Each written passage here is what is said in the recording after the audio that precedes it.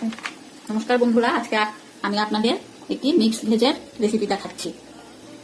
কড়াইয়ে তেল দিলাম, শুকনো লঙ্কা, তেজপাতা, পাঁচফোড়ন দিলাম। এখন এটার মধ্যে আমি কাঁচা লঙ্কা দিয়ে দিচ্ছি। এখানে আদা বাটা, জিরে গুঁড়ো, হলুদ গুঁড়ো আর একসঙ্গে দিয়ে দিচ্ছি।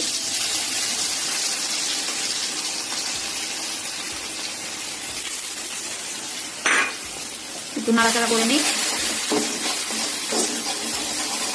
এখন সবজিটাও দিয়ে দেবো।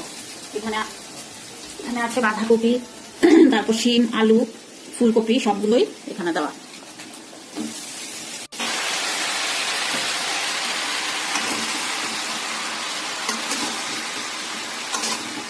এখন একটু নুন দিয়ে ঢেকে দেব। এখন ভাজা ভাজা হতে থাক, ঢেকে দিচ্ছি, সিদ্ধ হয়ে যাবে। এখন তরকারিটাতে জল দিয়ে দিচ্ছি, দিয়ে আবার একটু ঢাকা দিয়ে দেবো। ভালো করে এখনো সিদ্ধ হয়নি, তারপর হয়ে গেলে নামিয়ে নেব। ঢাকা দিয়ে দিচ্ছি। বন্ধুরা, আজকে মিক্স ভেজের রেসিপি দেখিয়েছিলাম, তো এখন আমার লাঞ্চের থালি নিয়ে এসেছি।